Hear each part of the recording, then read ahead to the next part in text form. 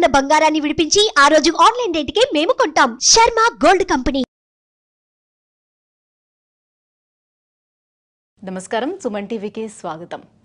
సాధువులను దర్శిస్తే పుణ్యం లభిస్తుందని, వారిని సేవిస్తే మోక్షం లభిస్తుందని పురాణాలు చెప్తున్నాయి. అటువంటి సాధు సంతులలో ఒకరు అఘోరాలు. అఘోరాలకి నాగు సాధువులకి ఉన్నటువంటి వ్యత్యాసం ఏంటి? ఈ అఘోరాలు ఏం చేస్తూ ఉంటారు? ఈ వివరాలను తెలియజేసేందుకు మనతో పాటు ఉన్నారు శివరుద్ర స్వామీజీ. గురుగారు నమస్కారం. నమస్కారం అమ్మా, చెప్పు తల్లి. స్వామి, మొదటి ప్రశ్న మాకు ఉన్న సందేహం అది. శివరుద్ర సాధువు అంటే ఎవరు? అఘోరానా, గురూజీనా? అసలు మీరు ఎప్పుడు ఈ రకంగా మారారు, ఎందుకు? చూడమ్మా, అఘోరా సాధువులు, నాగ సాధువులు, తర్వాత శివ సాధువులు, భూమండలంలో ఇవే ఉన్నాయి. స్వాములు అనేవాళ్ళు లేరు ఒకప్పుడు, ఈ మధ్య వచ్చింది ప్రాచుర్యత. మేము సాధువులం. ఎలాంటి సాధువులం అంటమ్మా, కుటుంబాల గురించి పనిచేసే వ్యక్తులు, ముఖ్యంగా సౌభాగ్యవతుల గురించి చెప్పే విషయాలు.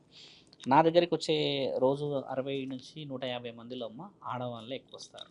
ఒకటి భార్యాభర్తల విషయం మాట్లాడడానికి, రెండోది ఉద్యోగం, ఆరోగ్యం, సౌభాగ్యం గురించి చాలా దగ్గరగా నేను ఇంటికి సంబంధించిన విషయాలు మానిటర్ చేస్తాను. మీరన్న ఈ మాటలో నేను ఒక శివ సాధువుని అంటే మేము ఇంటికి సంబంధించిన పనులలోనే నిమగ్నమై ఉంటాం. ఏ పూజ చేసినా, ఏ వివరణ ఇచ్చినా కూడా. అయితే మా ఈ యొక్క వివరణకి మేము రావడానికి గల ముఖ్యమైన కారణం ఏంటంటే అమ్మ, చిన్ననాటి నుంచి దైవం మీద భక్తి ఉన్నదని చాలామంది చెప్తారు. మీకు కూడా భక్తి ఉంది. కాకపోతే మమ్మల్ని ఎక్కువ శాతంగా ఆ దారికి మళ్లించిన సందర్భాలు ఎలా ఎక్కువ శాతంగా ఎలా ఉన్నదంటే అమ్మ, మాలలు వేసే కార్యక్రమాలు ఉండేవి. సంవత్సరానికి ఒకసారి వేస్తాం మనం. మండల దీక్ష అంటారు, అర్ధమండల దీక్ష కూడా ఉంటుంది. ఈ దీక్షా నియమాలు అనేటిది నేను ఎక్కువ శాతంగా పాటించేవాడిని. 13-12 ఏళ్ళు అవుతున్నప్పటి నుంచి గడిచిన దాంట్లో చూస్తూ వస్తే అమ్మ, ప్రతిసారి ఒక లక్ష్యం ఏంటంటే, నేను ఈ స్థితికే రావడానికి గల కారణం, ఒకసారి మాల వేసినప్పుడు ఒక పురాణాన్ని చదవడం అన్నమాట. భగవద్గీత చదువుకోవడం, లేదా శ్రీ పురాణాల్లో చూడమ్మ దేవి పురాణం రాసి ఉంది, ఈ అష్టాదశ శక్తి పీఠాలది. శివ పురాణం రాసి ఉంటుంది. శివ పురాణాన్ని నేను ఇప్పటికీ చాలాసార్లు చదివేశాను. అలా చదువుతూ అంటే మైండ్ ఫ్రీజ్ అయిపోయింది. ఎలా ఫ్రీజ్ అయిందంటే అమ్మ, ఒక మానవ శరీరం ఏ విధంగా అలవాటు చేసుకోవాలి ఏంది. ఇప్పుడు ఈ మధ్య ఒక చిన్న బాలుడి ద్వారా తెలిసిన విషయం ఏంటంటే అమ్మ, సందర్భం అడిగారు కాబట్టి చెప్తున్నాం.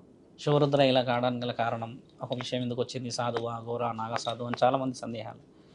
ఆ వివరణకు బ్యాక్ వెళ్తే అమ్మ, ఒక మానవ శరీరాన్ని ఏ విధంగా ఉపయోగించాలో రాసి ఉన్నది కాబట్టి పురాణాలు చదవాలి. మనం ఒక వస్తువు కొనుక్కొచ్చుకుంటాం, దాంట్లో రాసి ఉంటుంది హౌ టు యూజ్ అని. అలాగే ఒక శరీరాన్ని ఏ విధంగా యూజ్ చేయాలని రాసి ఉన్నదే గ్రంథాలు. మంచి చెడు, మర్యాద, అన్నదానం, ఉపవాసాలు, లేకపోతే ఏదైనా సౌభాగ్యం, ఇల్లు, పిల్లలు, సంసారం అనేది అంతా రాసి ఉన్నది. నరహలి, హింస, అహింస, ఇవన్నీ రాసి ఉండేది గ్రంథాలు కదమ్మా. భగవద్గీత తీసుకో, ఒక ఖురాన్ తీసుకో, ఒక బైబుల్ తీసుకో, ఇంకే గ్రంథాలు తీసుకున్నా కూడా ఒక శరీరాన్ని ఏ విధంగా వాడాలని రాసున్నది ఒక గ్రంథాలు చదవడం వల్ల ముఖ్యంగా ఈ శరీరానికి ఈ అవకాశం వచ్చింది. ఎందుకు వచ్చింది? మాకే, నేను ఒక ఫార్మాస్యూటికల్ కంపెనీలో ఎంటైర్ ఒక స్టేట్కి ఇన్ఛార్జ్లా కూడా చేశాను నేను ఒకప్పుడు సందర్భంలో. జీతము అదంతా బాగానే ఉండేది. ఇన్షర్ట్ వేసి, షూ వేసుకొని మంచిగానే బండి మీద పోయి అన్నీ చేసుకునే వాళ్ళం. సంవత్సరం వచ్చేసరికి ఏంటంటే, మనం ఆ 47 రోజుల దీక్ష తీసుకునేది నేనేం చేస్తాను అంటే, 2 పౌర్ణమిలు 2 అమావాస్యలు తీసుకుంటాను. ఈ అందరు సాములలాగా తీసుకోను నేను. అందరూ ఏం చేస్తారంటే 47 రోజులు కార్యక్రమం, 47 రోజుల తర్వాత వాళ్ళు వెళ్ళేసి అక్కడ గంగా స్నానం చేసి వస్తారు. నాది అలా ఉండకపోయేది. 2 నెలల్లో ఖచ్చితంగా 2 అమావాస్యలు చూసేవాడిని, 2 పౌర్ణమిలు చూసేసి నేను 3వ పౌర్ణమి కానీ అమావాస్య కానీ వస్తున్న తరుణాన్ని వెళ్ళేవాడిని. కంప్లీట్గా అక్కడే మైండ్, బుక్స్ చదువుకోవాలి, ఇది చేయాలి, చెప్పాలి.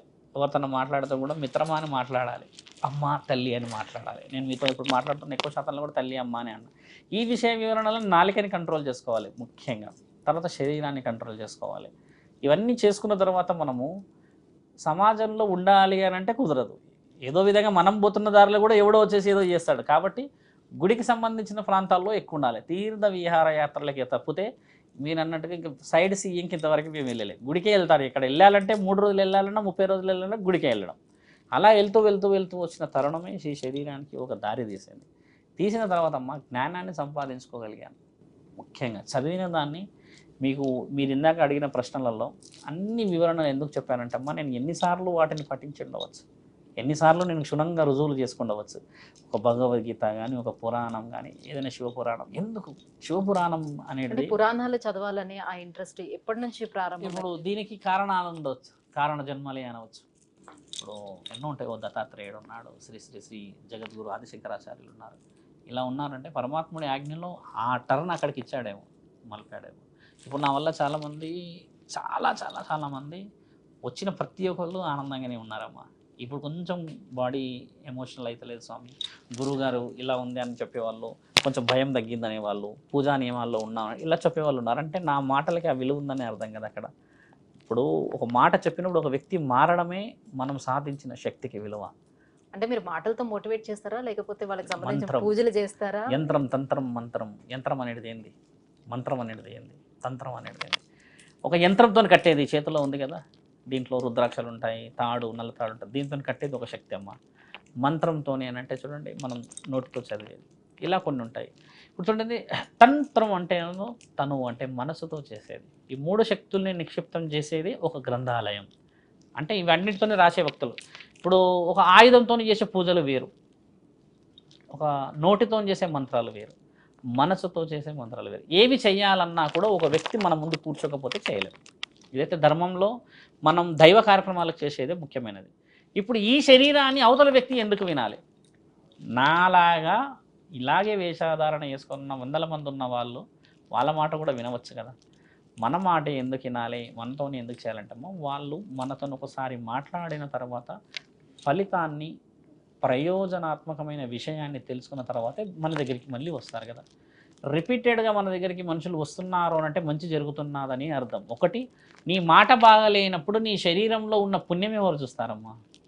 నేను వచ్చి మీతో మాట్లాడినప్పుడు నీవు ఒక చిరునవ్వు నవ్వి ఎలా ఉన్నారు, తిన్నారా, చాలా రోజులైంది కలవగా అన్న ఒక మాట ముచ్చట మీరు మాట్లాడనప్పుడు మీరు ఎంత మంచి అలంకరణ చేసుకుంటే మీకు ఒక విలువని ఎలా ఇవ్వాలి? నేను మర్యాద లేకపోతే అయితే కూర్చోరు కదా. ఒక స్త్రీని స్త్రీలాగా, ఒక వచ్చిన వ్యక్తిని ఒక సమస్య పరిష్కారానికి ఇచ్చిన ఒక స్నేహితుడిలాగా స్వీకరించడం మొదట మాకు అలవాటు.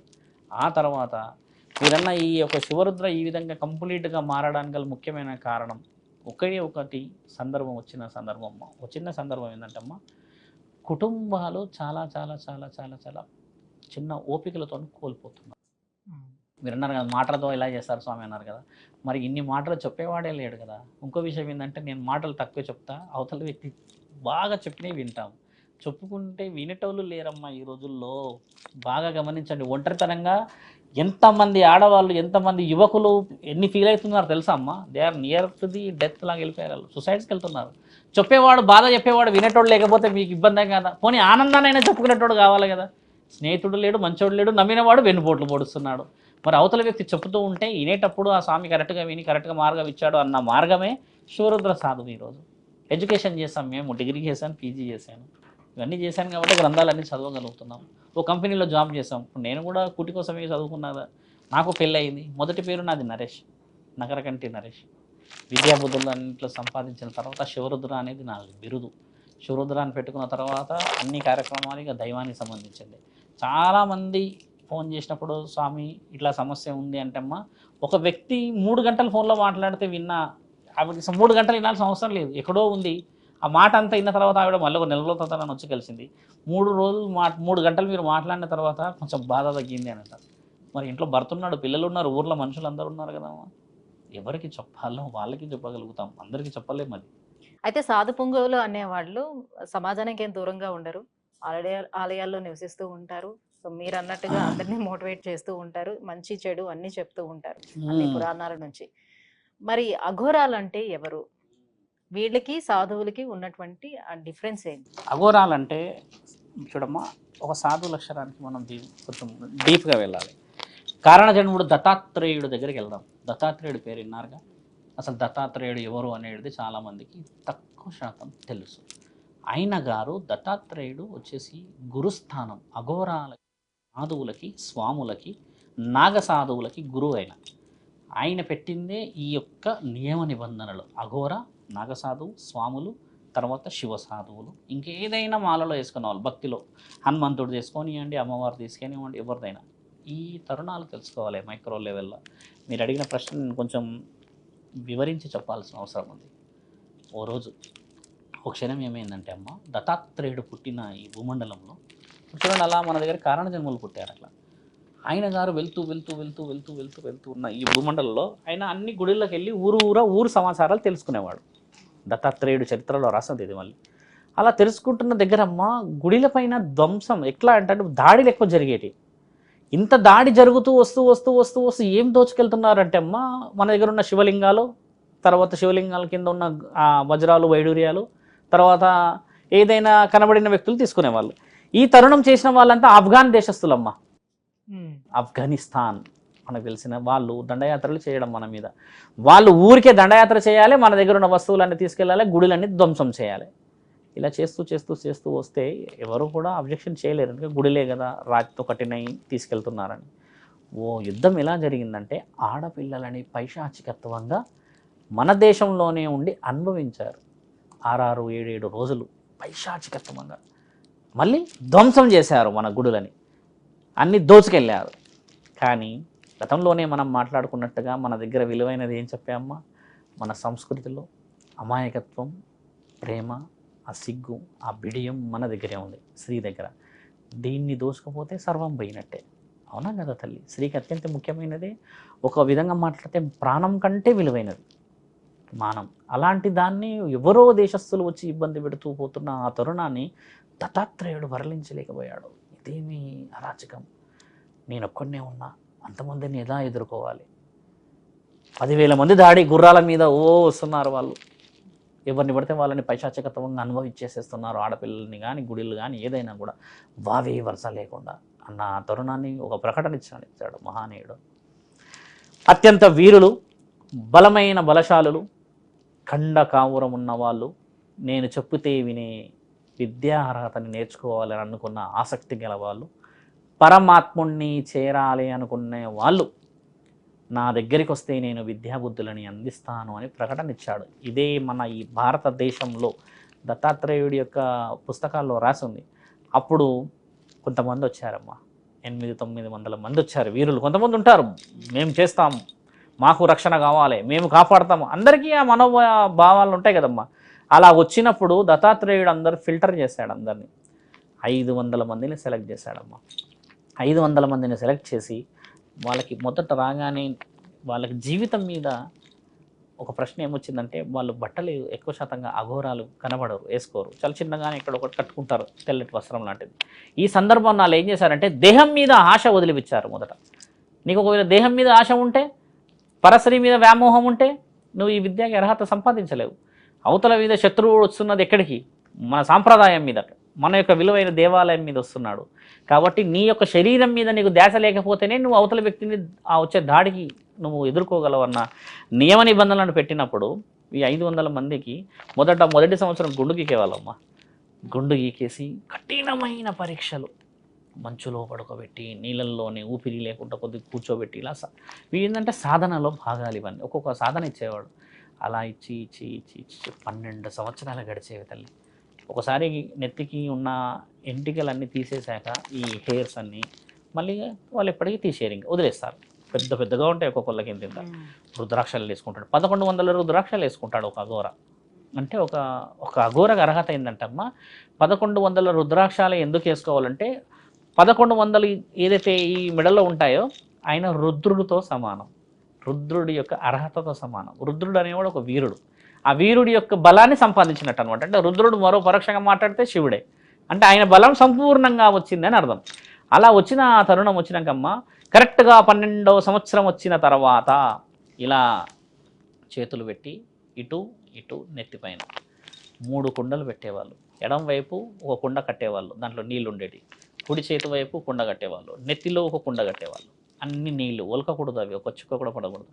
ఈ యొక్క కాలు ఈ లెఫ్ట్ ఈ తొడపైన పెట్టి ఇలా నుంచోవాలి, వాళ్ళు ఒంటికాలపైన ఇలానే నుంచోవాలి. నుంచున్న ఆ తరుణాన్ని గురువుగారు వచ్చేసి బలమైన ఒక కర్ర, ఇప్పుడు నా త్రిశూలం ఇలా ఉంది కదా తల్లి, ఇంతకంటే బలమైన కర్ర తీసుకొని వచ్చేసి అంగస్తంభన జరిగే ప్రాంతంలో కొట్టేవాళ్ళు పురుషుడికి. అది తట్టుకున్నావా విద్యకి అర్హత పొందినవాడివి, కుండలో నీళ్లు పడ్డాయా అర్హత లేనివాడివి, అని చెప్పిన ఆ తరుణం గెలిచిన వీరులు ఈ 500 మంది. అంగస్తంభన పూర్తిగా స్త్రీ మీద వ్యామోహం అక్కడికి చనిపోతుంది. ఇంకా వేరే స్త్రీ మీద ధ్యాస ఉండదు. ఆ యొక్క స్థితిగతులు మారిన తర్వాత హరహర మహాదేవ్ అని చెప్పేసి బొట్టు పెడతారు. ఈ 3 బొట్లు బాగా చూడండి. వీరుల లక్షణం ఉన్న వాళ్ళకి, ఏదైనా శత్రువు యొక్క యుద్ధాలు జరుగుతున్న వాళ్ళకి ఇలా ఉండి బొట్లు ఉంటాయి. ఇలా ఉండి మధ్యలో బొట్టు ఉండే వాళ్ళు పురోహితులు ఉంటారు. మీరు బాగా గమనించండి. ఇలా పైకి బొట్లు ఉన్న వాళ్ళు కొంచెం గాంభీర్యత్వం, శివభక్తులు ఎక్కువ మంది పెట్టుకుంటారు. అలా పెట్టిన తర్వాత మళ్ళీ ఆఫ్ఘాన్ దేశస్తులు వచ్చారు మనపై దండయాత్రకి. పెద్ద పెద్ద త్రిశూలాలను తీసుకొని హరహర మహాదేవ్ అని చెప్పి వెనికి పంపించిన మహావీరులమ్మ వీళ్ళంతా. ఒక్కొక్కరి తల ఇలా తీసి హరహర మహాదేవ్ అని అక్కడ పెట్టి, నా దేశ సంప్రదాయం, నా దేశ సంపద తీసుకుపోయినా మేము ఊరుకున్నాం, కానీ అత్యంత విలువైన అమాయకత్వాన్ని, చిరునవ్వుని, మా యొక్క స్త్రీని, మా యొక్క భవిష్యత్తుని తీసుకుపోతే ఊరుకోలేము. ధర్మం కోసమే నేను ఈ ప్రాణాలు తీస్తున్నానే కానీ నీవంటే నాకు శత్రువు కాదు, కాబట్టి నువ్వు చేస్తున్న పని అధర్మమైనదని అలా తల తీసి ఆడ కిందే పెట్టేసి పోయిన తరుణమే ఈ నాగసాధవులు, దత్తాత్రేయాలు చేసిన ఒక మహనీయమైన సంఘటన తల్లి. వీళ్ళంతా నాగసాధవులు. నాగసాధవులు అంటే అర్ధనగ్నంగా ఉంటారు. వాళ్ళు బట్టలు ఉండకుండా బట్టలు కొంచెం కట్టుకుంటారు. అసలు శరీరం మీదే ధ్యాస లేని వాడికి బట్టలు ఎందుకు తల్లి? అఘోరాలు ఎందుకు వేసుకోరు? చాలామంది చాలా వక్రీకరించి చెప్తారు. వాళ్ళు వేసుకోరు, వేరే స్త్రీతో సంభోగాలు చేస్తారు, వశీకరణ చేస్తారు. అబద్ధం అది. అంత పెద్ద కార్యక్రమంలో దత్తాత్రేయుడిది రాసి ఉన్నది అక్కడ. ఆయన చేసిన కార్యక్రమం. వాళ్ళు భారతదేశాన్ని కాపాడిన మహారక్షకులు వాళ్ళు, నాగసాధువులు. మరి ఎక్కడి నుంచి వచ్చారు ఆ నాగసాధువులు? ఎవరి కోసం వచ్చారు? నిన్ను కాపాడడానికి, నీ ఇల్లును కాపాడడానికి, నీ సంసారాన్ని కాపాడడానికి పెట్టిన వాళ్ళని ఈరోజు దొంగలని, మాంసాహారం తింటున్నారు అంటున్న ఈ సమాజం నిజమైన విలువలు ఎప్పుడు తెలుసుకుంటుందమ్మా? నాగసాధువుల తంతు అక్కడికైతే తర్వాత వచ్చిన శవాల్ని కూడా భక్షిస్తారు అఘోరాలు. అది లెక్క మీకు విషయ వివరణలకు వెళ్ళి చెప్పాలి. ఇప్పుడు ఈ 12 సంవత్సరాల పరీక్ష ఏముందంటే అమ్మ, 7 గడపలకు మాత్రమే వెళ్ళి భిక్షాటన చేయాలి వాళ్ళు. వీళ్ళకి తిండి పెట్టడానికి వండుకునే అర్హత లేదు. 7 గడపలకు వెళ్ళి భవతీ భిక్షాందేహి అని అడగాలి. ఒకవేళ ఆ స్త్రీ మాంసాహారం ఆ రోజు వండి ఉంటే ఆ మాంసాహారమే తీసుకొచ్చి ఆయన పట్టుకొని వచ్చిన కంచంలో వేయాలి. ఆయన అదే తినాలి. లేదు భోజనం ఇయ్యలేరు, ఏదైనా పండు పలహారం ఇచ్చారు తినాలి. 7 కడపలు దాటిన తర్వాత నీకు భిక్ష 7 కడపలు దొరకకపోతే ఆ రోజు నీ ఊపిరే నీ ఆహారం. మళ్ళీ ఇంకో రోజు వచ్చి నెక్స్ట్ డే మళ్ళీ వేరే ఊరికి వెళ్ళి, వేరే పక్క వీధికి వెళ్ళి భవతి భిక్షాంది అనాలి. అఘోరాలలో సాధనలో ఉన్న భాగం. పరమాత్ముడు ఇచ్చిన ఆజ్ఞ మరి అది. నీ ఆత్మ పరమాత్మని కలుస్తుంది, మరి నీ శరీరం మరొకరిని గెలవాలి. బాగా గుర్తుపెట్టుకోండి. ఒక శరీరం ఒక పరమాత్మని గెలవాలంటే అంతఃకరణ శుద్ధి అవసరం. అంటే మన మైండ్ సెట్, మన ఆలోచన విధానం అనేది మనం తీసుకునేటువంటి ఆహారం మీద డిపెండ్ అయి ఉంటుంది. కాబట్టి మరి ఎలా రాస్తుంది? మనం ఎటువంటి ఆహారం తీసుకుంటామో ఆ ఆహారం ప్రతిఫలమే మన మనసు మీద పడుతుంది. ఇప్పుడు ఒక ప్రాణం ఉన్నది, ప్రాణం లేనిది, శాకాహారం, మాంసాహారం. ఒక శాకాహారం, ఒక మాంసాహారం ఈ విధంగా ఉంటుందని శాసన గ్రంథాల్లో ఎక్కడ రాస్తుంది? మీరు ఒక ప్రూఫ్ తీసుకోవచ్చు. నేను మీకు రుజువు చేయగలుగుతాను. ఒక మేకనో, కోడినో, లేకపోతే ఇంకా దేన్నో తిన్న ఆ తరుణాన్ని మనం ఏ విధంగా తీసుకెళ్తాం? ఒక మొక్కని నువ్వు నీళ్లు పోయకుండా దానికి కావాల్సిన ఏదైతే మనం వేస్తాం, ఎరువు లాంటివి కానీ ఏదైనా వేస్తాం కదా, ఇవేవి వేయకుండా నువ్వు ఒక మొక్కని పెట్టేసేసి మళ్ళీ ఒక 4 రోజులకు 5 రోజులకు వచ్చి దాన్ని కోసుకొని తినమ్మా, తినగలవా? దానికి ప్రాణం పోయాలంటే నువ్వు నీళ్ళు పోయాలా? మరి నీళ్ళు పోస్తేనే అది మొక్క మొలుస్తుందా? మొలిచిన తర్వాత కాయలు వస్తాయా? అంటే దానికి ప్రాణం ఉన్నదని అర్థం కదా. మరి అలాంటి దాన్ని నువ్వు కోసుకొని తింటున్నావంటే మరి దాన్ని కూడా ప్రాణాన్ని కోసినట్టే కదా. మరి అలాంటప్పుడు దీన్ని కోసినట్టానికి దాన్ని కోసిన దానికి తేడా ఎక్కడ ఉంది? నువ్వు అన్న దాంట్లో ఇంకో మైక్రో లెవెల్ ఆన్సర్ ఏముందనంటే అమ్మా, తినే తిండిని బట్టి ప్రభావం వస్తుంది అనేది నిజమైనది. ఎందుకంటే అమ్మా, ఒకప్పుడు వీరులే తినేవాళ్ళంటే మరి అవతల శత్రువుని మరి ఏ విధంగా ఎదుర్కోవాలి? కండకావరం ఉండాలి అంటే నువ్వు కండగల తినే ఆహారం ఉంటేనే అవతల వ్యక్తిని ఎదుర్కొంటావు. ఈడ పెరుగన్నం తినేసి నువ్వు ఆ గుర్రం మీద వచ్చిన పట్టుకోగలవా? నీ కండలో కూడా బలం ఉండాలిగా నా తల్లి. కాబట్టి ఏంటంటే శాస్త్రగణాలలో ఆహారానికి నియమ నిబంధనలు రాసారే కానీ ఈ ఆహారమే తినాలని రాయలేదు. బాగా గుర్తుపెట్టుకోండి. ఇప్పటికి కూడా మిలిటరీ వాళ్ళు కానీ, పోలీసు వాళ్ళు కానీ వాళ్ళు తినే పద్ధతులు వేరుంటాయి. మద్యాన్ని పోస్తారని అని వింటూ ఉంటాం కదా. అంటే వారి శరీరం ఉష్ణోగ్రతలు, శత్రువు దాడులను తట్టుకోవడానికని శాసన గ్రంథాల్లో రాసింది. ఒక అఘోర మాంసాహారం తింటున్నాడు, అది ముమ్మాటికి నేను ఒప్పుకోను. ఎందుకంటే అమ్మా, మరి ఒక భూమండలంలో ఒకప్పుడు ఇంతటి జనాభా లేని సమక్షంలో అడవుల పైన ఉండి దండయాత్రలకి పోతే మళ్ళీ తిరిగి రాని ప్రాణాల్లో ఏమి తిని ఉండాలమ్మా? మరి వాళ్ళు ఎక్కడ తింటారు? ఒక మనిషి చనిపోయినాక తిన్నారే కానీ ఒక మనిషిని పట్టుకొని చంపి తిన్నారా అమ్మ? Can you show any proof, documentation? చనిపోయిన మనిషిని ఇక్కడ ఫ్రీజ్ చేసి మరి తింటారు వాళ్ళు. ఒకసారి ఒక అఘోర ఒక మనిషిని తింటే అమ్మ 24 రోజుల వరకు మళ్ళీ భోజనం చేయడు. ఇది తెలుసా? చాలామందికి తెలియదు. చాలామంది అంటారు వాళ్ళు తాగుతారు అది చేస్తారు అంటే అమ్మ వాళ్ళు తాగి ఎక్కడన్నా ఎవరితోనో తూగుతూ కనబడి గొడవలు చేశారా? వాళ్ళు తాగిన తర్వాత గంగ పక్కనే కూర్చొని ఈ కాళ్ళు పైకేసి ఈ నడుము దగ్గరికి ఇలా చేతులు పెట్టి త్రిశూలాన్ని పట్టుకొని తల పైకి పెట్టుకొని ఇలానే ఉంటారు. ఎవరిని చూస్తారు తెలుసా అమ్మ? వాళ్ళు పరమాత్మని చూస్తారు. ఓం నమ శివాయ అని. వాళ్ళు ఎవరిని పూజిస్తారు సాధువులు తెలుసా అమ్మ? మొదట పరమాత్మని పూజిస్తారు, శివుడిని. ఆ తర్వాత వచ్చేసి మహాశక్తిని పూజిస్తారు, కాళికామాతని. మూడో వ్యక్తి మహావిష్ణువు, ఆర్థిక స్థితిగతుల కోసం. నాలుగో శక్తి వచ్చేసి సూర్యుడు, బ్రహ్మముహూర్తాల్లో పరమాత్ముడు వస్తాడు వెళ్తాడు కదా, భూమండలం మొత్తం వెలిగించేది తండ్రే కాబట్టి వెలుగు సూర్య భగవానుడు. ఐదో వాడు వినాయకుడు బాగా గుర్తుపెట్టుకోండి. శాసన గ్రంథాల్లో ఏమి రాసింది? వినాయకుడిని మొదటి పూజ కార్య సిద్ధాంతాలు. కానీ వినాయకుడికి మొదటి పూజ అర్హత ఇచ్చింది ఎవరు? పరమాత్ముడు. కాబట్టి వాళ్ళు మొదటి స్థితిగతులే పరమాత్మని ఎత్తుకుంటారు. ఇంతటి స్థితిగతులు ఉన్న ఆ నాగసాధువులు మీరన్నట్టుగా నరమాంస భక్షకులు ఏ విధంగా అయ్యారు తల్లి? వాళ్ళు తిన్నది చేసింది ఎంత ఆత్మని పరమాత్మని కలపడానికి నీ దగ్గర ఆత్మ ఉంది, మరి శరీరాన్ని దేంతో కలపాలి? ఒక వేరే వ్యక్తి యొక్క శరీరాన్ని తిన్న తర్వాత ఆ వ్యక్తి శరీరం కూడా పరమాత్మలో కలుస్తుంది అన్న నమ్మకం ఇది. స్వామి, నాగసాధువులు ఎవరో చెప్పారు, మరి అఘోరాలంటే ఎవరు? ఇప్పుడు యాక్చువల్లీ ఎలా చెప్పాలంటే అమ్మ, దత్తాత్రేయుడి విషయ వివరణకు వెళ్ళేసి మనం సాధువుల గురించి తెలుసుకున్నాం, అంటే లక్షణాలు ఏంటి అని. నాగసాధువులు విషయంలో అమ్మ వాళ్ళు పెళ్ళిళ్ళు జీవితం మొత్తం పరమాత్ముడికి అప్పచెప్పిన వాళ్ళు. ఈ అఘోరాలలో కొంతమంది జీవితం మీద వెన్నుపోట్లు, కొంతమంది జైలు శిక్షలు, కొంతమంది నమ్మక ద్రోహాలు, కొంతమంది జీవితం మీద విరక్తి, అలసిపోయి వచ్చిన వాళ్ళు అఘోరాలు. వీళ్ళు ఏంటంటే బై డిఫాల్ట్ అఘోరాలు అయిపోతారు. కానీ ఈ నాగసాధువులు ఏంటంటే పుట్టడక్కతోనే వీళ్ళు అఘోరాలుగా నుంచి ఆ నాగసాధువుల జీవనశైలికి వస్తారంటే పరమాత్ముడి ఆజ్ఞతో పుడతారు వీళ్ళంతా. అందుకని ఒక స్త్రీకి, ఒక సమాజానికి, ఒక ఆహార నియమ నిబంధనలకి ఎప్పటికీ దూరంగా ఉంటారు. అంటే వాళ్ళ యొక్క పరీక్షలు బలంగా ఉంటాయి. ఈ అఘోరాలలో అమ్మ కొంతమంది పుట్టుకతోని పోయి ఉన్న అఘోరాలు కూడా ఉన్నారు. ఈ మధ్య కాలంలో గడుస్తున్న ఒక 100-150 సంవత్సరాల నుంచి చూసుకుంటామా చాలామంది ఏంటంటే ఎన్నో విషయ వివరణలో చాలా మోసాలు జరిగి వచ్చిన వాళ్ళు అఘోర విద్య తీసేసుకొని అఘోరలాగే ఉండిపోయి కాశీలోనే ఉండడాలా, లేదంటే ఉత్తరాఖండ్లో కేదార్నాథాలు, ఈ జ్యోతిర్లింగాల దగ్గరలే కనబడతారు ఎక్కువ మంచు ప్రాంతంలో. ఈ అఘోరాలకి నాగసాధువులకు తేడా ఏంటంటే అమ్మ, వీళ్ళు నగ్నంగా ఉండి చేస్తున్న తరుణం పోయేది నాగసాధువులు. ఈ అఘోరాలు ఏంటంటే అమ్మ ఒళ్ళంతా విభూది, గంధం లేదా ఇంకేదైనా వస్తువులు పెట్టుకొని, భార్యడ త్రిశూలాన్ని పెట్టుకొని, ఎంటికలు కూడా వీళ్ళు చుట్టేస్తారు. ఇప్పుడు నేను చుట్టినట్టుగా ఈ నాగసాధువులు చుట్టకపోయేవాళ్ళు వదిలేసేస్తారు మొత్తం. వాళ్ళకి ఏంటంటే అసలు ధ్యాస ఉండదు. వాళ్ళు ఈ ఎంటికలతో కూడా అవతల వ్యక్తిని చంపే అంత బలమైన చుట్టుకొని ఉంటాయి ఇవన్నీ. తింపి కొడితే కూడా అవతల వ్యక్తికి కండ్ల దగ్గర అంటే అదొక ఇక్కడ కొట్టినా కూడా అంతటి విద్య అర్హత. ఈ అఘోరాలు ఏంటంటే ఖచ్చితంగా కట్టుకొని ఇక్కడ నుంచి విభూతి రాసుకొని ఆ రుద్రాక్షలు తర్వాత గంగా స్నానాలు ఇవన్నీ చేసేది ఏంటంటే విద్య నేర్చుకుంటూ అఘోరాలు అయిపోతారు. నాగసాధువులు ఏంటంటమ్మా వాళ్ళు రావుడుతోనే విద్యకి అర్హత పొందే రక్తం ఉంటుంది వాళ్ళ దగ్గర. అంత శక్తి పరమాత్ముడి ఆజ్ఞ. మీరు నువ్వు ప్రశ్న అడిగారు కదా ఎలా అవుతారో చేస్తారంటమ్మా, పరమాత్ముడి ఆజ్ఞ ఉన్నవాడే అక్కడ వరకు చేరగలుగుతారు, అందరు చేరలేరు కదా. అఘోరాల గురించి తెలుసుకోవాల్సిన ముఖ్యమైన విషయం ఏంటంటమ్మా, వీళ్ళు నియమ నిబంధనలని మద్యానికి సంబంధించిన విషయాలు కంట్రోల్ చేస్తూ విద్యను సంపాదిస్తారు. ఇప్పుడు మాంసాహారాన్ని మీరు అన్నట్టుగానే నాగసాధువులు తినే మాంసాహారం కానీ అఘోరాలు తినే మాంసాహారం ఏదైతే ఉంటుందమ్మా భిక్షలో వచ్చినాయి ఇవన్నీ. పరమాత్ముడే వాళ్ళకి ఆజ్ఞ ఇచ్చాడు. ఇప్పుడు శివసాధువులు స్వాములు తినరు, వీళ్ళు మానేసి శాకాహారం మీరు అన్నారు ఏందాక ఎలా తింటే అలా ప్రవర్తనలో మార్పు వస్తుంది అనేది కొన్ని సందర్భాలను మనం ఆలోచించాల్సింది కూడా. ఎందుకంటే పెద్దవాళ్ళు నిర్ణయించిన నిర్ణయాలు. కానీ ఇప్పుడు ఈ అఘోరాలకి నాగసాధువులకి అమ్మ మరి బాడీ మీద మైండ్ మీద కూడా కంట్రోల్ ఉంటుంది. 24 రోజులు ఆకలి కాదమ్మా. ఓసారి మాంసాహారాన్ని భుజిస్తే వాళ్ళకి 24 రోజులు 24 గంటల్లో మనం 4 సార్లు తింటాం. అక్కడ 24 రోజులు ఆకలి కాదు. అందుకే ఎంత చలిలో ఉన్నా కూడా ఎన్ని రోజులు తినకపోయినా కూడా ఉండగలుగుతారు వాళ్ళకి. వాళ్ళు మీరు అన్నట్టుగా పీలుస్తారు, ఏదన్నా పీల్చినప్పుడు వాళ్ళు అనేది కూడా ఓం నమ శివాయ అని మళ్ళీ 24 గంటల తర్వాత వస్తారు. మళ్ళీ ఆఫ్టర్ 1 డే మళ్ళీ అక్కడికి వచ్చి కూర్చున్నా అనుకుంటారు. అంటే అలా ఉండడం కోసమే ఇవన్నీ చేస్తూ ఉంటారు. అలా ఉండడానికి పరమాత్ముని చేరడానికి అది ఆజ్ఞ.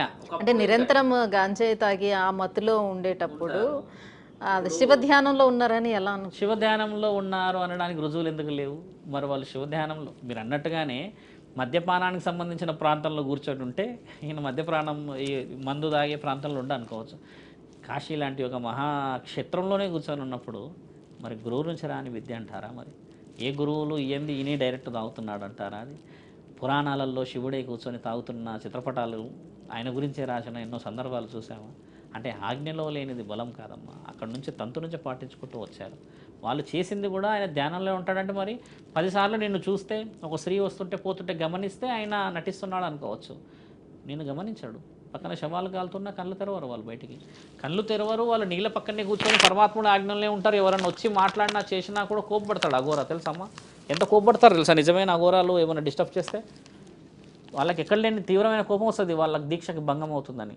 అలా నిజంగా గెలిచిన తరుణాలు కాబట్టి అఘోరాలు నాగసాధువులు చరిత్రలో విలువలు సంపాదించారు కదమ్మా. ఇప్పుడు మీరు అన్నట్టుగా వాళ్ళకి ఆ విలువ లేకపోతే ఎవరో ఒకళ్ళు పట్టుకుంటుండే కదా వాళ్ళని, వీళ్ళు దొంగలని పట్టుకోలేకపోయారు కదా.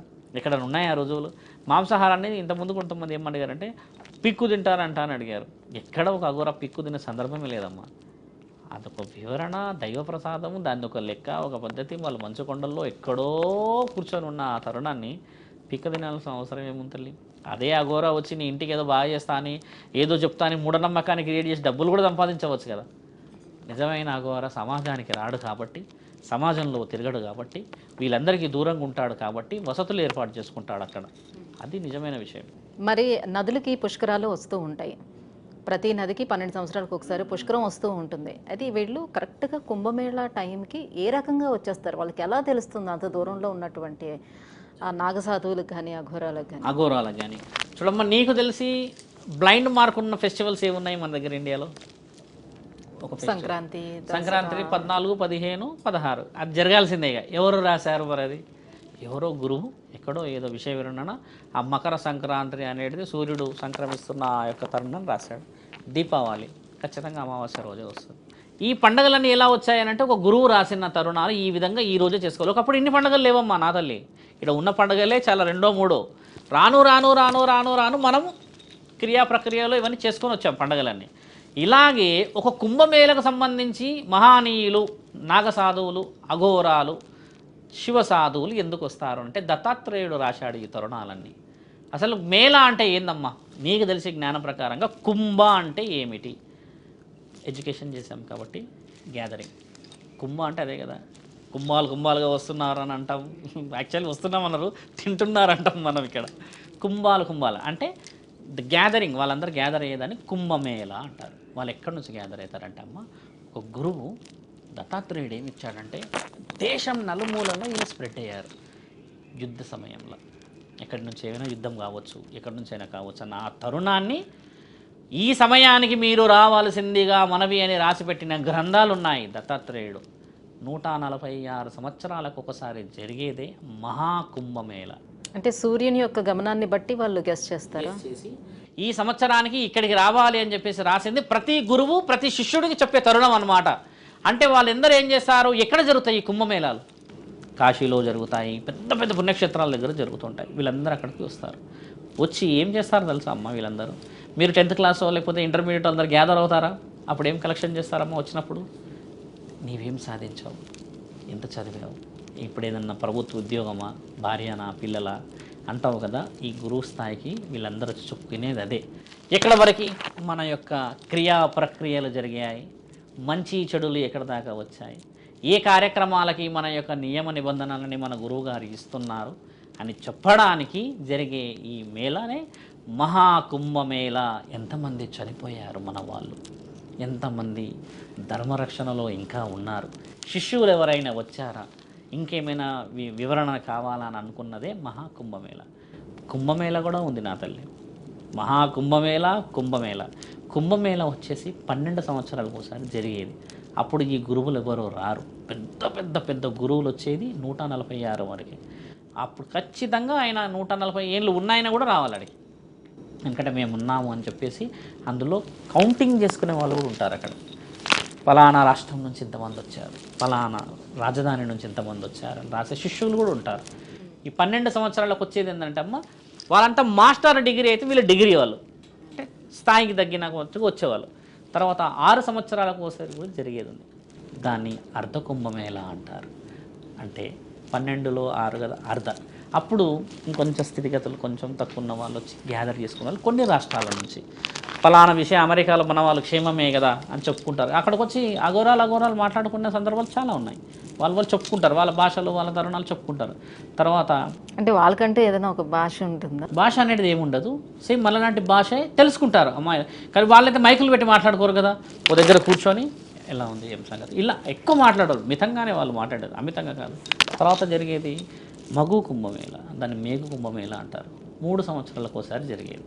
ఇలా ఈ పుష్కరాలకు సంబంధించిన విషయ వివరణ అనేది వీళ్ళకి సంబంధించింది కాకుండా సముద్రాలకు సంబంధించింది. అది ఈ అర్ధ కుంభమేళ, మహాకుంభమేళ, కుంభమేళ, మగు కుంభమేళ జరిగిన ఈ తరుణం అనేది అఘోరాలు కానీ సాధువులు కానీ నాగసాధువులు కానీ ధర్మరక్షణలో వాళ్ళ ఎంతమంది ఉన్నారు ఎంతమంది వచ్చారు అనేది చేర్చుకునే ప్రక్రియ. ఇప్పుడు తగ్గిందమ్మా. ఒకప్పుడు 144 సంవత్సరాలు వెనక్కి వెళ్ళి చూస్తే భూమండలం మొత్తం అఘోరాలే, అంతమంది ఉండేవాళ్ళు. ఇప్పుడు అంత ప్రాచుర్యత తగ్గింది కదా అఘోరాలకి, వీళ్ళందరూ లేరు ఇప్పుడు. ఎందుకంటే ఒకప్పుడు అఘోరాలు ఏంటంటే they are protector to the మన ఇండియా, అంటే ఆడపిల్లల్ని సంస్థానాన్ని కాపాడే ధర్మాన్ని కాపాడేవాళ్ళు. ఇప్పుడు పోలీసులు వచ్చేసారు కదా తల్లి, ఆర్మీ వచ్చేసారు కదా, ఇలా అందరూ వచ్చేసరికి వాళ్ళ అఘోరాల ప్రస్తావన తగ్గుతూ వచ్చింది. లేకపోతే ఒకప్పుడు వీళ్ళే కమాండర్స్ కదా, వీళ్ళే కమాండోస్, వీళ్ళే ప్రొటెక్టర్స్. మీరు అన్న అందరు బాడీ అంటే నాగసాధువులు అనేవాళ్ళు మీరు అన్నట్టు చిన్నప్పటి నుంచే వాళ్ళు ఈ ట్రైనింగ్ లోకి వచ్చేస్తారు. వాళ్ళు చాలా శక్తులను కూడా పొందుతారు కదా. పొందుతారు. సో వాళ్ళు ఒక మనిషి చనిపోయేటప్పుడు ఆ మనిషి నుంచి వేరు చేయబడుతున్నటువంటి ఆ ఆత్మను చూడగలుగుతారా, ఆ ఘోషను చూడగలుగుతారా వాళ్ళు? ఇప్పుడు గురువు విద్య అదే తల్లి. నీకున్న నాలెడ్జ్కి నీ గురువుకున్న నాలెడ్జ్కి ఆయన గురువుకున్న నాలెడ్జ్కి చాలా తేడా ఉంటుంది. అంటే జ్ఞానాన్ని సంపాదించడమే మనిషి యొక్క పరిజ్ఞానం. అంటే ఆత్మని చూడగలిగిన వాడు పరమాత్మని చూడగలుగుతాడు. వీళ్ళు చేసే సాధన అది కదమ్మా. కొందరు వ్యక్తులకి ఎందుకు అర్హత వస్తుందంటమ్మా, వీరు ఏ విధంగా మైక్రో లెవెల్లో విద్యని సాధించగలుగుతారో వాళ్ళకి మాత్రమే ఆ అర్హత వస్తుంది. ఏ ఏజ్లో పడితే ఆ ఏజ్లో అందరినీ చూడలేము కదా మనం. నీకు ఆ స్థితిగతులను నీవు అనుభవించి కారణజన్ముడై కారణం చేత కారణాలను నీవు గెలిచి చూయించి రుజువు చేయబడిన వాడికి మాత్రమే ఆ అర్హత ఉంటుంది. అలా చాలామంది ఉన్నారు. చనిపోయిన వ్యక్తి ఎలా చనిపోయాడని కూడా చెప్పేటోళ్ళు ఉన్నారు. మీకు తెలుసా అమ్మ, కాశీలో కొంతమంది గురువులు ఉన్నారు, పేర్లు మాకు తెలుసు. వాళ్ళు ఏం చేస్తారంటే, ఉదాహరణకి ఎవరైనా సూసైడ్ చేసుకొని వచ్చారనుకుందాం, ఇంకేదన్నా క్షణిక నిర్ణయాలు తీసుకొని చనిపోయి వచ్చారనుకుందాం, ఈ మధ్య వయసు ఉన్న వాళ్ళు ఇట్లా ఎడమ చేతి పట్టేసుకొని ఎలా చనిపోయాడో చెప్తారు. వాళ్ళు చనిపోయిన వాడిని పట్టుకొని చెప్పడం ఏంటి, ఒక మాట మీరు చెప్పడమో లేకపోతే ఎవరైనా చెప్తే చెప్పొచ్చు కదా. ఈ శరీరం ఎందుకు పోయిందో ఆ ఘోష, ఆ ఆత్మ వినిపిస్తుంది వీళ్ళకి. తీవ్రంగా హింస పెట్టారు, నన్ను ఎవరు పట్టించుకోలేరు, మానసికంగా నేను పిచ్చోన్నైపోయా, సూసైడ్ చేసుకునేదాకా పోయా, నమ్మిన వాడే మోసం చేశాడు, అప్పుల్లో కూరుకుపోయా, నేను ఓడిపోయా, ఇవన్నీ రోదన అయిన పడుతుంది ఇట్లా పట్టుకుంటే. అట్లా చెప్పిన విద్యలు మన దగ్గర ఉన్నాయి. అంత జ్ఞానం లేదు కాశీ క్షేత్రం కానీ అఘోరాలకు కానీ ఇప్పుడున్న సాధువులకు కానీ విలువ అయితే లేదు కదమ్మా. ఇవన్నీ ప్రూవెన్ డాక్యుమెంటేషన్, ఇవన్నీ రుజువులు చేయబడ్డాయి కాబట్టి ఈరోజు మీరు ఈ ప్రశ్నను అడగలుగుతున్నారు కదా, అవునా కదా. అలా అని వాళ్ళు ఏం చేశారు, ఆ శరీరాన్ని ఆత్మని ఇంకేదో చేయడం ఇలాంటిది ఏం చేయలేడు. ధర్మ కార్యక్రమాలకి పరమాత్ముడి ఆజ్ఞతోనే కాలం చేశాడు కాబట్టి క్షణిక నిర్ణయాలైనా ఏదైనా శరీరాన్ని వదిలిపెట్టింది ఆత్మ కాబట్టి మళ్ళీ పోయే అవకాశం లేదు. కాబట్టి దహన కార్యక్రమాలు చేయాల్సిందే. కాకపోతే ఒక అఘోర కానీ ఒక సాధువు కానీ ఒక నాగసాధువు ఏం చేయగలుగుతాడంటే, మరో జన్మకి కావలసిన భిక్ష పరమాత్ముడి ద్వారా, అంటే పునర్జన్మకి అలా కాకుండా ఇలా అన్నా ఉండు అని చెప్పి ఆజ్ఞను తీసుకురాగలడు. దాన్నే కదా మనం పితృపూజలని, ఇంకేదైనా శాంతి పూజలని, కర్మ పూజలను చేసేటన్నీ. అందుకే ఎందుకు చేస్తాం ఇంత భార్యడు పెట్టేసి, బతుకున్నప్పుడు ఇంత నువ్వు పెట్టలేని వాడివి ఎందుకు చేస్తామంటే మరొకసారి అన్న పుట్టాలి. మనిషి యొక్క విలువైనది ఏంటంటే అమ్మ జ్ఞాపకం. ఆ జ్ఞాపకమే ఇన్ని పూజలు చేయిస్తుంది. మళ్ళీ మంచి మనిషి పుట్టాలనో, కొంతమందికి చనిపోయినాక తెలుస్తుంది విలువ, కొంతమంది ఉన్నప్పుడు తెలుసుకోలేరు, కొంతమంది ఉన్నప్పుడు తెలుసుకొని జాగ్రత్త పడతారు.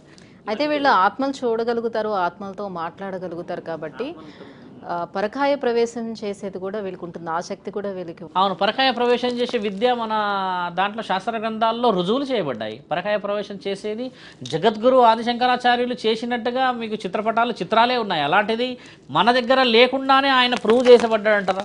ఒక రాజు శరీరంలోకి వెళ్ళి చూపించాడు అన్నాం కదమ్మా, ఇది సినిమా గురించి చెప్పట్లేను. జగద్గురు ఆదిశంకరాచార్యులు 100 సంవత్సరాల క్రితం పుట్టే దాన్ని రుజువు చేశాడు. అలాగా ఎన్ని శాస్త్ర గ్రంథాల్లో రాసిందంటే అమ్మ పరకాయ ప్రవేశం గురించి. ఇప్పుడు ఈ ప్రపంచం గురించి మాట్లాడాలంటే బ్లాక్ మ్యాజిక్ కాలేజ్ ఉంది ఒకటి లండన్, ఒక కంప్లీట్ అక్కడ బ్లాక్ మ్యాజిక్ సంబంధించిందే చెప్తారు, మీరు గూగుల్లో కూడా కొట్టచ్చు. అక్కడ వాళ్ళు చేసే ప్రయోగం అంతా ఏంటంటే అమ్మ, ఒక మనిషి ఆత్మ ఎక్కడికి పోతుంది, అసలు ఆ ఆత్మని ఆపొచ్చా, ఎన్ని రోజులు బ్రతకవచ్చు, మరణాన్ని దాటవచ్చా అనే ప్రయోగాలు చేసుకొస్తున్నారు ఇప్పుడు. అంటే ఒక శరీరాన్ని కంట్రోల్ మేము చేయలేకపోతున్నాం, ఆత్మ చేయగలుగుతా అన్నది విద్యార్హత అని ఒక విద్య అందిస్తున్న గురువులు ఉన్నారు ఇప్పుడు అక్కడ. మరి శాస్త్ర జ్ఞానాలను గెలిచిన మన ఈ భూమండలంలో అఖండ భారతదేశంలో రుజువు చేయబడిన ఎన్నెన్నో ఉన్న ఈ తాళపత్రాల్లో పరకాయ ప్రవేశం గురించి బ్రహ్మాండంగా రాస్తుందమ్మా. అది నిజంగా విద్యార్హత సంపాదించిన గురువు చేయగలిగిన స్థాయి తల్లి అది. పరకాయ ప్రవేశం చేసి ఈయన ఏం చేస్తాడు, ధర్మ కార్యక్రమాలకి ఎవడు పడితే వాడు ఏ శరీరంలోకి పోవడానికి కూడా లేదు మరి అర్హత. ఎందుకంటే నీ గురువుకు ఒక నియమ నిబంధనలు అదే కదమ్మా గురువు యొక్క దీక్ష అంటే, గురువు యొక్క బోధన అంటే. మరి అలా చెప్పినప్పుడే ఆ గురువు యొక్క స్థితిగతులను నువ్వు గెలిచిన వాడు అవుతావు. ఇప్పుడు శిష్యుడు ఉన్నాడమ్మా, 40 మంది శిష్యులు, ఒక్కడే గురువు. ఈ 40 మంది ఆ శిష్యులలో ఒక్కళ్ళే ఆ గురువు స్థాయికి ఎదుగుతారు. కానీ గురువు యొక్క విలువని ఎక్కువ శాతంగా సంపాదిస్తారు. గురువు కొన్ని విద్యార్హతల్ని సంపాదించగలుగుతాడు, ఈయన గురువు కంటే పై విద్యలు సంపాదించగలడు. అలాంటి శిష్యులు లక్షల్లో ఉన్నారుగా మన దగ్గర. వాళ్ళు ఎలా అయ్యారమ్మా? గురువుని మించిన విద్యార్హత సంపాదించిన విద్య పరమాత్ముడు ఆజ్ఞతోనే అయ్యారనే కదా అర్థం కదా తల్లి. వీళ్ళంతా బంగారం ఆయన తీసి దాన్ని తాపడ పెట్టేసి వస్తువు చేశాడు. అది ఎక్కడ మెరవాలో అక్కడ మెరిసేలా చేయడమే గురు లక్షణం కదా. మీరు అంటారు పరకాయ ప్రవేశం ఎవడు పడితే వాళ్ళు చేసేయడానికి అర్హత రాదు. అది పరమాత్ముడు ఇచ్చిన ఆజ్ఞ, గ్రంథాల్లో రాసి ఉన్నది. మంచి కార్యక్రమానికి చెయ్యాలంటే పరమాత్ముడు ఇవ్వాలి. ఎందుకంటే అక్కడ ఆత్మ కూడా పరమాత్ముడు ఆజ్ఞతో పుట్టిందే. మరి ఇక్కడ నీ ఆత్మని ఏ ఆత్మల కంటే అందులోకి పడేసేస్తా తీసుకెళ్తా చేస్తా అంటే కుదరదు. ఎందుకంటే ఒక శరీరాన్ని రాయాలంటే బ్రహ్మ రాయాలి. బ్రహ్మ రాయాలంటే పరమాత్ముడు ఆజ్ఞ ఉండాలి. ఇంతమంది ఆజ్ఞలు ఉన్న ఒక శరీరంలోకి పరకాయ ప్రవేశం అనే విద్య నేర్చుకోగానే అందులోకి పోవునా తల్లి. అవతల వ్యక్తికి కూడా కులదైవం ఉంటుంది, అవతల వ్యక్తికి కూడా ఇలవెలుపులు ఉంటారు. వాళ్ళు అన్ని అనుమతులు తీసుకుంటానే. అంటే వీళ్ళకి వచ్చినటువంటి ఈ శక్తుల్ని వాళ్ళు ఒకవేళ మిస్యూజ్ చేసుకుంటే ఆ నాగసాధువుల్లోనే అతన్ని ఉంచుతారా? అలా ఉంచారు. ఇంకా కాలంకి వాళ్ళు అర్హత పొందని వాళ్ళు అయిపోతారు. వాళ్ళు గురువులు అలా పెట్టనివ్వరు వాళ్ళని, అక్కడికే వాళ్ళు క్లోజ్ అయిపోతుంది. ఇంకోటి విషయం అడిగిన ప్రశ్న చెప్పాలి. చాలామంది అమ్మ ఈ 12 సంవత్సరాల సాధన చేస్తారు కదమ్మా. నేను చెప్పాను వీళ్ళు సాధన చేసిన తర్వాతే ఒక విద్యను సంపాదిస్తారని. ఈ 12 సంవత్సరాల్లో పాస్ అయిన వాళ్ళందరూ గురుస్థాయిని చేరుతారు మంచి పనులకి. ఈ 12 సంవత్సరాల సాధనలో ఫెయిల్ అయిన వాళ్ళందరూ ఉన్న వాళ్ళు శక్తులు సంపాదించేదాంట్లో తిరుగుతారు. మీరన్నా ఈ ప్రయోగాలు చేయడానికి తిరుగుతారు. వాళ్ళు ఫెయిల్ అయిపోయారు కదా. ఇప్పుడు 12 సంవత్సరాల తర్వాత నీకు ఒక డిగ్రీ వస్తే అమ్మ నువ్వు మాస్టర్ డిగ్రీకి వెళ్తావు, తర్వాత కీ డిగ్రీ సంపాదించడానికి వెళ్తావు. అంటే నీకు అందులో ఒక్కొక్క స్టెప్ బై స్టెప్ పైకి వెళ్తూ ఉంటావు. అంటే ఇంకా డీప్గా పరమాత్ముడి గురించి తెలుసుకోవాలన్న ఆలోచనకి వెళ్తావు కదా. ఫెయిల్ అయిన వాళ్ళు ఏంటంటే అర్హత సంపాదించారు కాబట్టి ఉన్న పరీక్షలు ఇంకా బలంగా చేసుకుంటుంటారు. వాళ్ళు కొంతమంది తిరుగుతూ ఉంటారు, కొంతమంది మళ్ళీ 12 సంవత్సరాలకు వస్తూ ఉంటారు, మళ్ళీ కూర్చొని గురువు దగ్గర అర్హత సంపాదించాలనుకుంటారు. చూడమ్మా, సాధువుల లక్షణం, సాధువుల సాధన అంత సులభంగా రాదు. అది ఒక శక్తి నుంచి ఇంకో శక్తిని సంపాదించడం అనేది పరమాత్ముడికి తప్పితే మానవ శరీరానికి ఎప్పటికీ సాధ్యం కాదు. చేస్తామని చాలామంది ఉన్నారు, చేసి ఫెయిల్ అయిన వాళ్ళు ఎంతమంది ప్రాణాలు పోయిన వాళ్ళు ఉన్నారు ఇక్కడ. అలా ఎన్నో కార్యక్రమాలు. మీరు అడిగిన ధర్మ ప్రశ్నలు ఇవన్నీ మన దగ్గర ఉన్నాయి కూడా. స్వామి, కుంభమేళ అంటే ఏంటి? కుంభమేళకి ఎలా వస్తారు అఘోరాలు కానీ నాగస్వాములు కానీ ఎలా వస్తారు అనేది చెప్పారు. అదే పుష్కరాల గురించి కూడా అలానే తెలియజేస్తారు.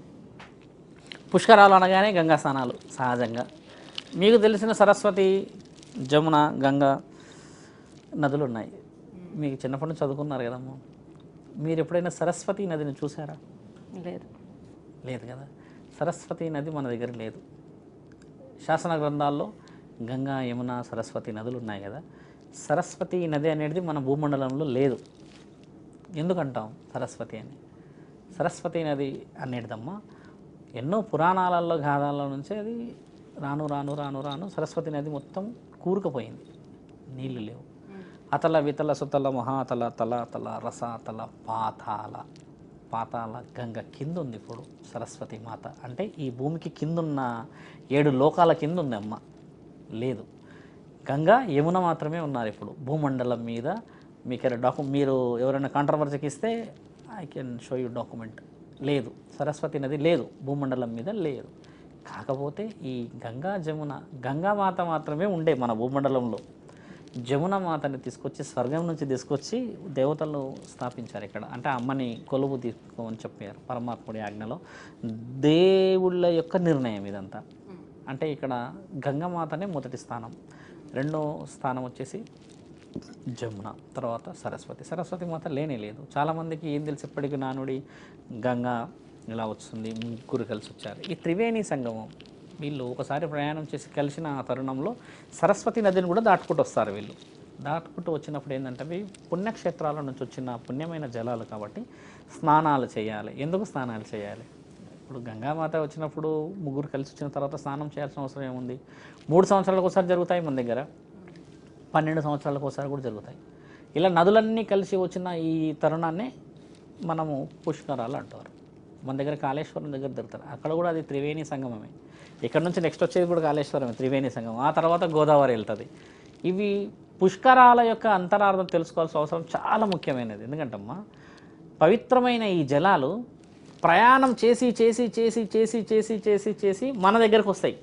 ఆ వచ్చి మళ్ళీ వాటి ప్రయాణానికి మళ్ళీ వెళ్ళిపోతాయి కదా. ఆ వచ్చినప్పుడు వాళ్ళు 12 రోజులు 10 రోజులు కొలువై ఉంటారు అక్కడ. ఆ కొలువై అంటే అందులో గంగలో ఉన్నప్పుడు వచ్చేసి స్నానాలు ఆచరించడం అనేది మళ్ళీ మనం పోయి ఆ నీళ్ళని అంత దూరం వెళ్ళి స్నానాలు చేయలేము కదా తల్లి. అందుకని ఒక దగ్గరికి ఒక నదీ ప్రాంతంలో కానీ ఒక సముద్ర ప్రాంతంలో కానీ కలుస్తున్న ఆ తరుణాన్ని ఈ యొక్క మీరు అంటున్న గంగా స్నానాలు, పుష్కరానికి ఒక్కసారి కానీ 3 సంవత్సరాలకు వచ్చే ఈ త్రివేణి సంగమం కానీ గోదావరి పుష్కరాలకు కానీ ఉన్న విలువ ఈ విధంగా వచ్చింది. పవిత్రమైన స్నానాల కోసమే వచ్చింది. కానీ అమ్మ వీటికి మనం పోయి కూడా తెచ్చుకోవచ్చు. అంత మనుషులకి అంత సమయము అంత దూరం పోయే ప్రయాణాలు లేవు ఇప్పుడు. ఇంకోటి ఏంటంటే మన దగ్గర ఉన్న 12 మొత్తం నదులు ఉన్నాయి. 12 నదుల్లో మీకు అన్ని పేర్లు తెలుసుకొని కూడా ఉండాలి. ఇప్పుడు చూడండి గోదావరి, కృష్ణ, ఇప్పుడు మనం ఈ విధంగా పోతే తుంగభద్ర వచ్చేసి మనకు కర్నూలు నుంచి తగులుతుంది. తర్వాత శ్రీకృష్ణ, ఇక్కడ కృష్ణ అంటేనేమో శ్రీశైలం, కాళేశ్వరం చూసి ఇన్ని నదుల సముదాయం కూడా పవిత్రమైనవి. కానీ ఈ మూడింటికే ఎందుకు విలువ వచ్చిందంటే అమ్మ శాసన గ్రంథాల్లో పైన పరమాత్ముడి నుంచి వచ్చిన ఒక స్వర్గ జమున అంటే స్వర్గంలో ఉండే ఒక దేవత, ఆవిడని భూమి పైన నిక్షిప్తం చేశారు. చేసిన తర్వాత సరస్వతి మాతది అక్కడనే ఉండే, ఇప్పుడు లేదు, చదువులో వచ్చేసింది అమ్మ అంతేకాని నిజంగా సరస్వతి మాత పారతలేదు ఇప్పుడు నీళ్ళ ద్వారా. కాబట్టి మన దగ్గర ఏంటంటే తెలుసుకోవాల్సిన ఇంకో విషయం ఏంటంటే అమ్మ గంగా స్నానం ఆచరించడం ఒకప్పుడు ఏమైందంటమ్మా శరీరాలకి ఉన్న పవిత్రతని ఇంకా పెంచుకోవడానికి. అది రాను రాను రాను ఈరోజు ఇంకా ఎక్కువ మహాకుంభమేళల్లో మీరు అన్నట్టు కుంభమేళకు దీనికి సంబంధం లేదు, కానీ ఈ అఘోరాలు వచ్చి అక్కడ స్నానాలు చేసి వెళ్తారట అంటారు చాలామంది. వెళ్తారు. ఎందుకు చేసి వెళ్తారంటే అమ్మ వీళ్ళు ఎప్పుడు దేవుడి దగ్గరే ఉంటారు కదా. పవిత్రమైన మనుషులు మొదట స్నానం చేస్తే ఇంకా ఇది పవిత్రమవుతుందేమో అన్న ఒక నానుడి ఉంది మన దగ్గర. వాళ్ళే వచ్చి ఎందుకు చేయాలి, వాళ్ళ మనుషులు మేము మనుషులం కాదా, ఇలాంటి వ్యత్యాసం ఎక్కడ లేదు. వాళ్ళు ఎప్పుడు దేవుడు సన్నిధానంలో ఉంటారు, బయటికి ఎప్పుడు రారు, ఎన్నో సంవత్సరాలు కానీ కనబడరు. కాబట్టి మొదట విలువ ఇచ్చారు వాళ్ళకి. ఆ తర్వాత మనం స్నానాలను ఆచరిస్తామమ్మా. బాగా మీరు గమనించాల్సింది గంగా యమున సరస్వతిలో సరస్వతి నది లేదు. ఎన్ని రోజులు సరస్వతి నది ఉందని అనుకున్నారు కదా, ఒకసారి మీరు సెర్చ్ చేసి గంగా యమున మాత్రమే ఉంది. గంగా యమున మాత్రమే ఉన్నది. ఇది చాలామంది రుజువు చేసి చూపించారు మన దగ్గర. నాకు తెలిసి మీరు అడిగిన ఫస్ట్ ప్రశ్న ఇది చెప్పిన వ్యక్తిని కూడా నేనే కావచ్చు. అయితే గురుగారు మన ఆత్మల గురించి ఇందాక మనం మాట్లాడుకున్నాం. ఈ రోజుల్లో ఎవరైనా సరే మనకి దెయ్యాలు ఆత్మలు ఉన్నాయంటే ఈ కలికాలంలో అవన్నీ ఎక్కడ ఉంటాయి నమ్మొద్దు అని చెప్పని అంటూ ఉంటారు. నిజానికి మీరే ఎప్పుడైనా లైవ్గా అట్లా ఆత్మల్ని చూసారా? ఎందుకు ఆత్మలు అనుకుంటే దెయ్యాలని అంటారు, ఎందుకు ఇట్లా దెయ్యాలని వచ్చింది పేరు? ఆత్మ అనేది ఏంటంటే అమ్మ శరీరంలో ఉండేది. మీరు ఉదాహరణకి మీ ఆయన గారికి చాలా ఇష్టం అనుకోండి, మీరు ఆత్మ పవిత్ర ఆత్మ. అదే మీరు మీ అత్తగారు కనిపించారనుకోండి దయ్యం. ఇష్టం అయిష్టం. ఇష్టమైన వ్యక్తులకి కనబడితే, ఇందాక ఒక అమ్మాయి గురించి చెప్పాను, చనిపోతే భర్త కనబడి ఇట్లా చేస్తున్నాడు అన్నాడు కదా. ఇష్టమైన వ్యక్తులకు కనబడితే ఆత్మ అమ్మ. వేరే వ్యక్తులకి అంటే మీ అత్త అని చెప్పినాను కాదు, తప్పు పట్టకూడదు. ఎవరైనా బయట వ్యక్తులకు కనబడితే భయం, ఆ భయమే దయ్యం. అయితే కనబడిందా అంటే ప్రతిరోజు కనబడుతున్నారు, ప్రతిరోజు తిరుగుతున్నారు. కానీ ఎలా కనబడతారు చనిపోయిన వ్యక్తి అని అంటే అమ్మ ఒక వ్యక్తి కంట్రోల్ తప్పుతూ ఉంటాడు. ఉన్న దగ్గర ప్రశాంతత కోల్పోయి ఏదో తెలియని స్థితిగతులు, కళ్ళలా పైకి పెట్టి ఏదో ఆలోచిస్తున్నట్టు, లేదా మద్యానికి బానిసైపోతున్నట్టు, ఏదో తెలియని తీవ్రమైన ఒత్తిడి ఫీల్ అవుతున్నట్టు, ఇలా కొన్ని ఉంటాయి. ఈ సందర్భాలన్నీ హింట్. ఒక శరీరానికి ఎంత విలువ ఉంటుందంటమ్మా, ఈ శరీరంతోనే ఒక మనిషిని మాత్రమే చూడగలవు. విద్యార్హత సంపాదించిన గురువులు కొంతమంది నీ పై శక్తిని చూడగలరు. అంటే ఆత్మ కూడా ఒక శక్తే, ఇంకా శరీరాన్ని వదిలిపెట్టింది కదా అది. కాబట్టి ఒక ఆత్మ ఎందుకు మానవ శరీరానికి కనబడినప్పుడు ఇలా కదులుతూ కానీ ఎక్కడికి నడుస్తున్నట్టు గాలిలోనే పోతున్నట్టు కనబడుతుంది అంటే అమ్మ చాలా చిన్న ప్రశ్న, చాలామందికి తెలియదు. భూమి నుంచి రుణం తీరిపోతుంది కాబట్టి నీకు భూమి మీద కాళ్ళు పెట్టే అర్హత ఉండదు. శరీరాన్ని కాల్చేశారు కదా, పూర్తి చేశారు కదా, అందుకని గాలిలో కనబడుతుంది అది. ఆ గాలిలో కనబడే తరుణమే ఆత్మ. అదే ఒకవేళ ఆవిడ మనలాగా నిలబడతాయి ఆవిడ మనిషి అయిపోవచ్చేమో. అంటే ఆత్మలకు శక్తులు అనేవి ఉంటాయి. శక్తులు ఎందుకు ఉండవు? మానవ శరీరానికి 50% ఆత్మ, 50% శరీరం అమ్మ.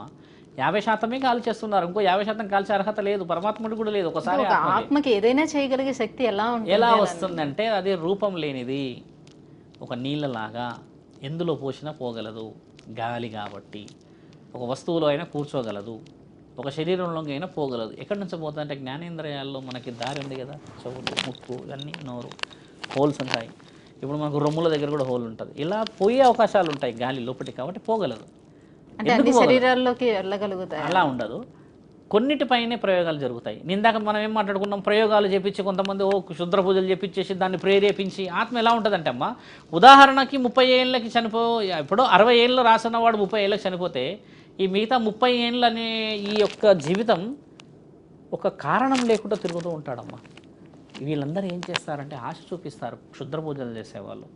ఏమని, నిన్ను మీ వాళ్ళని బాగుపరుస్తామని, అలా చేస్తామని. వీళ్ళు విద్యార్హతలు సంపాదించిన వాళ్ళు కూడా ఉన్నారు, మన శాస్త్ర గ్రంథాల్లో రాసి ఉన్నాయి అవన్నీ. అలా చేసిన వాళ్ళకి ఇది ఆశ పడేసేసి వాళ్ళకి కావాల్సిన పనులు చేయించడానికి ముందుకు వెళ్తుందని కూడా రాసున్నారు. అలా ఉన్న ఆ తరుణాన్ని ఇప్పుడు సాధువులు కానీ, నాగసాధువులు కానీ, గురువులు కానీ, ఇంకేదన్నా యోగులు కానీ, మునులు కానీ చేసేది ఏంటంటమ్మా, దీన్ని ఈ యొక్క చనిపోయిన ఈ గాలిని శరీరం వదిలిపెట్టిన తర్వాత పరమాత్ముడి దగ్గరికి చేరాలి, మంచుకో చెడుకో. పరమాత్ముడు ఏం చేశాడో నియమ నిబంధనల కోసం అని చెప్పి నా దగ్గరికి రావాలంటే ఆయన ఏమి చేస్తాడో అన్న భయానికి పారిపోతున్నారని చెప్తూ ఉంటారు కదా. ఒక శరీరం వదిలిపెట్టినాక పూర్తి చేసిన తర్వాత నిన్ను నీ వాళ్ళందరూ తీసుకెళ్ళేసేసి వదిలిపెట్టాక నీ ఇంటికి చేరాలి అందరు కదా. ఈడ 6 అయిపోయిన తర్వాత ఆ ఆత్మ ఏదైతే ఉంటుందమ్మా, ఆ శ్మశానంలోకి వెళ్ళాక అందరూ వెళ్ళిపోతూ ఉంటారు వెంబడి. ఎందుకంటే మళ్ళీ 6 అయితే శ్మశానం చీకటి అయిపోతుంది, కానీ శివుడు మాత్రమే ఉంటాడు ఆడ ఆజ్ఞలో. శివుడిని చూసి కూడా భయపడుతున్న గాలి ఉన్నది, భయపడతారు, ఎందుకంటే కొత్తగా కనబడతాడు కదమ్మా. అప్పుడే శివుడు చెప్తాడు, నాయన మరి నేనే పుట్టించుకుంది నిన్ను, నేనే పరమాత్ముడిని అని చెప్తే నమ్మకుండా ఉన్న ఆ తరుణంలో పరమాత్ముడి కేశాలన్నీ వదిలిపెట్టి నాట్యం చేస్తాడు. ఇది కూడా రాస్తుంది. మనం ఒకరోజు ఈ టాపిక్ తీసుకుందాం, పెద్ద టాపిక్ ఇది. తండ్రి బాగా నాట్యం చేస్తూ ఉంటాడు, చేస్తే ఈయన ఎవరో విచిత్రంగా ఉండి ఆడుతున్నాడు అది ఇది అని చెప్పేసి వీళ్ళు నవ్వుతుంటే అప్పుడు నా పిల్లలు మీరు మళ్ళీ పుట్టించుకుంటాను అన్న ఆ తరుణం ఉంది. ఈ ఆత్మల బలం ఎలా వచ్చిందంటమ్మా, ఒక వ్యక్తికి తీరని కోరికలు కానీ, తీరని ఆలోచనలు కానీ తీరుస్తానని వేరే వాళ్ళు ఇచ్చిన హామీలకే వీళ్ళు లోనవుతూ ఉంటారు. అంటే వాళ్ళకి అవకాశాలు ఇస్తే వాడు దాన్ని మార్చుకుంటూ ఉంటాడు. క్షుద్ర పూజలు అంటారు వీటిని. పవిత్రమైన వాడు చేయడు తల్లి ఇవన్నీ. పవిత్రమైన వాళ్ళు చేసేది ఒకటే ఒక పద్ధతి, ఏంది, మీరు ఈ విధంగా ఉన్నారు, ఈ విధంగా ఉండండి, గుడి దగ్గరికి వెళ్ళి ఇంకెక్కడ ఉంటే మీరు మళ్ళీ పుట్టవచ్చు, ఇదే వాళ్ళు చేసేది, అంతే కదమ్మా. క్షుద్ర పూజలు చేసే వాళ్ళకి ఆత్మలతో పని, దైవ పూజలు చేసే వాళ్ళకి కాదు. కాబట్టి అలాంటి వాళ్ళు నా దగ్గర చాలామంది వచ్చిన వాళ్ళని దైవానికి అప్పచెప్తున్నాం మేము, ఇప్పుడు మంచిగా ఉండాలి, బ్రతకాలి అని చెప్పి. నీ శరీరం నీ కంట్రోల్లో ఉండి దైవ చింతనలో ఉంటే ఏ దయ్యాలు ఏ భూతాలు ఎందుకు వస్తాయి తల్లి, అవునా కదా. నీవు వీక్ ఉన్నప్పుడే వస్తాయి అవన్నీ, అది ధర్మ విషయాలు. స్వామీజీ, సాధువులకి అలాగే అఘోరాలకి నాగసాధువులకు ఉన్నటువంటి వ్యత్యాసం ఏంటి, వాడు ఏం చేస్తారు, వీళ్ళకి సంబంధించిన అనేక సందేహాలు నివృత్తి చేసినందుకు ధన్యవాదాలు. ధన్యవాదాలు నా తల్లి.